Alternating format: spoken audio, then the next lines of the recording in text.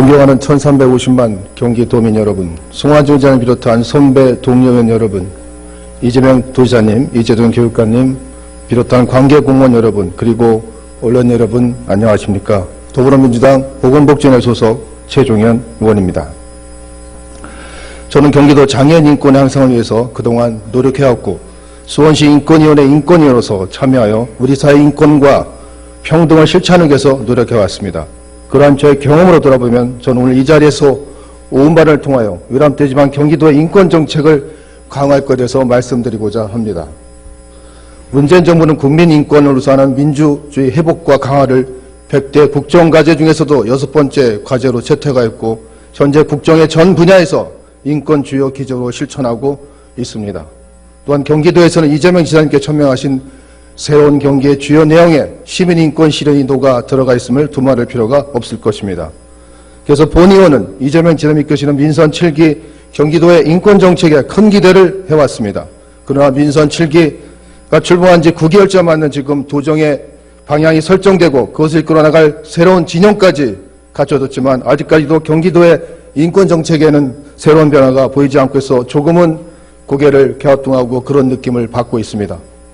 그래서 이제부터라도 경기도의 인권정책이 새롭게 되어가길 바라는 마음에서 이 자리에 빌려 지방자치단체 인권정책의 큰 줄기들을 중심으로 몇 가지 제언을 하고자 합니다.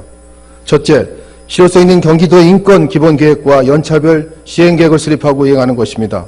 인권기본계획은 인권정책이 나아갈 방향과 구체적인 실천계획을 제시하는 인권정책에 있어서 가장 중요하고 선결적인 것이라고 생각합니다. 이재명 지사님께서는 이를 점검하고 챙겨주실 것을 당부드립니다. 둘째, 인권영향평가의 도입이 필요합니다. 인권영향평가는 도정의 정책과 사업, 조례와 규칙이 도민의 인권에 미칠 영향을 평가하고 공공건축물과 공원 등 시설물에 대한 인권 친화적으로 건설되도록 사전에 점검하고 평가함으로써 경기도정이 명실상부한 인권행정의 모습을 갖추도록 하는 것입니다. 서울특별시와 광주광역시가 이미 인권영향평가를 실시하고 있지만 경기도에는 아직 도입되고 있지 않습니다. 따라서 경기도에서 조속히 인권영향평가 제도가 도입되기를 희망합니다. 셋째, 시민사회와 협력을 통한 경기도의 인권 감수성에 대한 담론의 형성이 필요하다는 말씀을 드리고자 합니다. 인권이 보장되는 경기도를 구현하기 위해서는 행정뿐 아니라 시민사회와 함께하는 인권 감수성에 대한 다양한 토론과 교육이 필수적이라는 것을 의심의 여지가 없습니다. 인권 감수성에 기초한 인권 기본계획을 수립하는 과정에 시민사회 의견 수렴이 필수적이고 시민들과 대한 인권교육의 한 축을 시민사회가 담당할 수 있을 것입니다. 끝으로 경기도 인권정책 기본계획을 수립하고 집행하며 인권영향평가와 시민사회 협력을 담당할 견인차인 행정조직의 확대가 필수적이라는 말씀을 드리겠습니다. 지방자치단체 인권무엇을 비교한 표를 봐주십시오.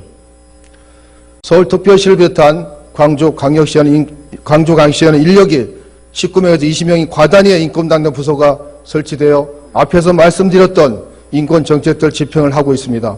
그러나 아쉽게도 경기도에는 아직 인권정책을 담당하는 본격적인 조직이 마련되어 있지 못합니다. 최근에 경기도 인권센터가 설치되었지만 인력이 2명으로 그 기능이 인권 상담과 조사 활동에 한정되어 있습니다. 따라서 본 의원은 인권기본계획과 인권영향평가, 시민사회 협력, 인권교육 확대 등 경기도의 인권정책을 제대로 밀어나가기 위해서는 최소한 과단위의 조직이 필요하다는 말씀을 드립니다. 새로운 경기를 도약을 위해 도정이 바쁘시겠지만 이재명 지사님께서는 경기도의 인권정책을 점검해 주셔서 인권전담 부서 설치, 실효성 있는 인권기본계획의 수립과 이행, 인권영향평가 도입이 조속히 실현되기를 바랍니다. 그 과정에 제가 좀이라도 힘을 보태할 수 있으면 기꺼이 함께하겠습니다. 끝까지 경청해서 감사합니다.